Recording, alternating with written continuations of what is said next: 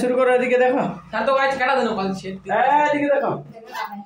আর কি তেমন কোনো সমস্যা না। এই হায়দার ভালো করে দেখবে। হ্যাঁ, এখানে এই মানে এখানে সব কিছু লেখা আছে। তো তোমাকে কি করতে হবে যে দিদা বললে বটলা শুনে আমি খালি ছেড়ে কাজ না তুমি যা বলবে তাও শোনাবে। হামানা দিদা হায়দার তো কইলো লাও শুনে আমি অসুবিধা কিছু নাই তো। যে শুনবে সে যদি মনে করে যে আমি সেই নামটা, তাহলে হয়ে গেল কাজ শেষ। এই যে এই ত্রিভুজটা দেখতে পাচ্ছ তো? হ্যাঁ, এই ত্রিভুজটাই হলো তোমার থিটা মানে হিসাব, অল হিসাব। এই ত্রিভুজের এটাকে বলে সমবাহু সমকোণী ত্রিভুজ। সমকোণী ত্রিভুজ কাকে বলে? যার একটা কোণ 90 ডিগ্রি। এই ত্রিভুজের এই কোণটা 90 ডিগ্রি। দেখো এখানে ভালো করে। হ্যাঁ, 90 ডিগ্রি কোণটা কি করে বুঝবে? 90 ডিগ্রি। যে যদি সোজাসুজি লম্ব করে থাকে তাহলে সেটা 90 ডিগ্রি। কি রকম? সুতায় একটা পাথর বেঁধে দিয়েছো, তাহলে সুতাটা সোজা নিচের দিকে ঝুলবে, ঠিক সোজা। এটা হলো 90 ডিগ্রি। মাথায় ঢুকছে? ওকে।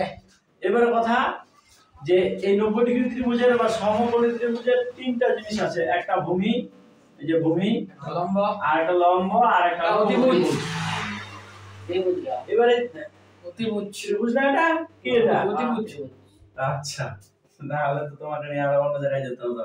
যাই হোক, তো ত্রিভুজের এখানে যেগুলো জিনিস জানতে হবে, এটা ত্রিকোণমিতির মেইন ফর্মুলা সবকিছু এখানে ঢোকানো আছে। এখানে যে জিনিসগুলো জানতে হবে তাহলে এক নাম্বার লম্ব বাই অতিভুজ। মানে এই লম্ব বাই অতিভুজ এর মানটা হলো sin থিটা। এটা হলো sin থিটা। তো sin থিটা মানে লম্ব বাই অতিভুজ। ঠিক ওইরকমই cos থিটা মানে ভূমি বাই অতিভুজ। cos থিটা মানে ভূমি বাই অতিভুজ। একই রকম ভাবে যদি tan থিটা বলি তাহলে লম্ব বাই ভূমি, লম্ব বাই ভূমি। মানে এগুলো বেসিক ফর্মুলা, বেসিক ফর্মুলা। তো এগুলো জিনিস মনে রাখার বিষয়, মানে কনসেপ্ট তো মনে রাখতে হবে। তারপরে অতিভুজ যদি উল্টে দিই, লম্ব বাই অতিভুজটাকে উল্টাই দিলাম, অতিভুজ বাই লম্ব বললাম, তাহলে কি হবে? কনসেক থিটা। কনসেক না, অতিভুজ বাই লম্ব মানে কোসেক থিটা। কোসেক COSEC সেক, কোসেক থিটা। এবার অতিভুজ বাই ভূমি, এটাকে উল্টে দিলাম, ভূমি বাই অতিভুজটাকে উল্টাই দিলাম, অতিভুজ বাই ভূমি। অতিভুজ তখন পাল্টে গেল সেক থিটা, সেক। এরপর চলে আসলো এইখানে উল্টে গেছে আরেকটা, লম্ব বাই ভূমিটাকে উল্টে দিয়েছি, ভূমি বাই লম্ব হয়ে গেছে, cot থিটা হয়ে গেল cot থিটা। মানে tan এর উল্টা হয়ে গেল cot। এবার তিনটা জিনিসের মানে একটা উল্টা হিসাব আছে। sin এর উল্টা হলো cosec, sin এর উল্টা cosec, cos এর উল্টা sec, cos এর উল্টা sec, আর tan এর উল্টা হলো cot। মানে tan এর বিপরীত হলো cot। এইবারে সহজে মানে ডাইরেক্ট এখানে চলে এসেছে এই জায়গাটাতে, কারণ এই জায়গা থেকে তোমার অঙ্ক করতে হবে। এগুলো হলো বেসিক জিনিসগুলো বোঝার, কনসেপ্টটা ক্লিয়ার করার জিনিস। আর এইটা হলো তোমার অঙ্কের জিনিস, যে অঙ্কগুলো তোমার আসবে।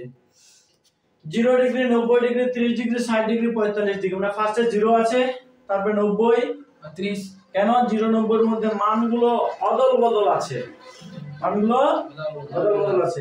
তারপরে 30 60, 30 60 মানে 30 60 আর লাস্টে 45।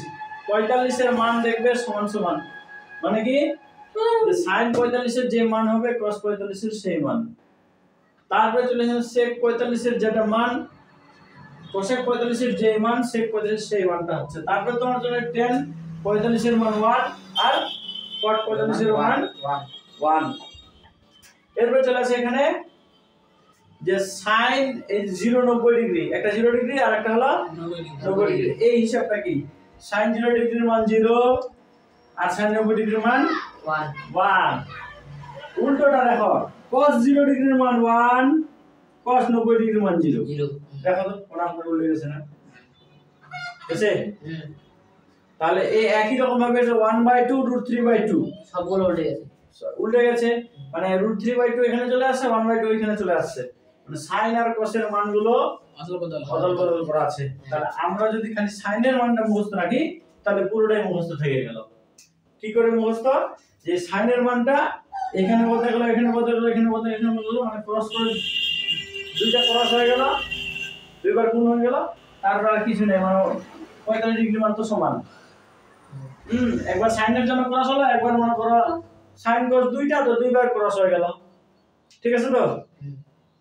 এবার sec থিটার মান বলে দেখো, sec 0 ডিগ্রির মান ইনফাইনাইট, মানে এটাকে সংগত করা যাবে না, বের করা যাবে না। তারপরে এটা হলো তোমার cosec 90 ডিগ্রির মান 1। আমরা কি জানি sin এর উল্টা cosec sin এর উল্টা cosec cosec। এবার sin এর উল্টা যেহেতু cosec, তো sin 0 এর 0 উল্টা কি? 0 উল্টা হলো ইনফিনিটি, 0 উল্টা হলো ইনফিনিটি, মানে এত বেশি যেটা আমরা হিসাব করতে পারবো না। বেশি না কম স্যার? বেশি বেশি, ইনফিনিটি মানে অনেক বেশি। হ্যাঁ, এবার চলে আসি এইখানে sin 90 ডিগ্রির মান কত? 1। তাহলে sin এর উল্টা যেহেতু cosec, তো cosec 90 ডিগ্রির মান কত হবে? 1। কেমন করে? 1 এর উল্টা হলো 1, মানে 1 এর উল্টা হলো 1। কেমন করে? কিছু নেই, মানে 1 এর নিচে 1 আছে, ওটাকে যদি বলে কি 1/1। মাথায় ঢুকছে? হ্যাঁ। এরপর চলে আসি cos এর উল্টা। cos এর উল্টা কি হবে? cos এর উল্টা sec। cos এর উল্টা sec তো cos 0 ডিগ্রির মান 1, sec 0 ডিগ্রির মান 1, মানে 1 এর উল্টা 1। এবারে cos 0 ডিগ্রির cos 90 ডিগ্রির মান 0, cos 90 ডিগ্রির মান 0, আর sec 90 ডিগ্রির মান হবে ইনফিনিটি, মানে 0 এর উল্টা হলো ইনফিনিটি। মাথায় ঢুকছে তো? এবার এটা দেখো √3/2, 2/√3 উল্টে গেল কি? হ্যাঁ। তো এই ফার্স্ট লাইনটা যদি ঠিকঠাক মুখস্থ রাখি তাহলে সম্পূর্ণ হয়ে যাবে। আমি কিভাবে বলি? 0 1 0 1 1/2 √3/2, 0 1 1/2 √3/2, তারপর 1/2। মানে এইটা মনে থাকবে সহজেই, 1/2 1/2, এটা সহজে মনে থাকবে, অসুবিধার কিছু নেই। 0 1 1/2 √3/2। না না না, আমার সঙ্গে বলে একবার বলে দেখো, 0 1 0 1, তারপরে 1/2 √3/2, 1/2 √3/2, আর লাস্টে 1/2, লাস্টে 1/2। এই লাইনটা সম্পূর্ণ মুখস্থ রাখলে, যেমনি আমাকে কত ডিগ্রি কথা বললো, মানে যে এখানে যেইটা ডিগ্রি বলো, হ্যাঁ, আমি এই ছকের মাধ্যমে সোজা সেখানে দৌড়ে চলে যেতে পারবো, অসুবিধার কিছু নেই, যেটাই বলুক। হ্যাঁ, এরপর চলে আসি tan। tan মানে হলো লম্ব বাই ভূমি। একটা জিনিস মনে রাখতে হবে, tan মানে tan থিটা মানে sin theta by cos theta. কোথাও লেখা আছে দেখো, এই জায়গায় লেখা আছে tan থিটা মানে হলো sin theta by cos theta. তো যেহেতু tan থিটা মানে tan 0, তো tan 0 মানে কি? sin 0 by cos 0। tan 0 মানে sin 0 বাই, দেখো এখানে sin 0 by cos 0।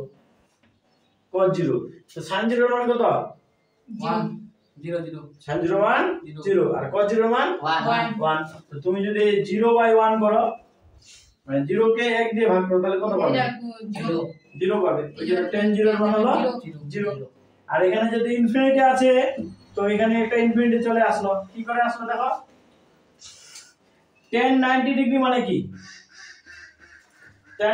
tan theta মানে sin theta by cos theta. এবার যদি বলে tan 90 ডিগ্রি, তাহলে কি লিখবো? 90 ডিগ্রি, তাহলে কি লিখবো? sin 90 by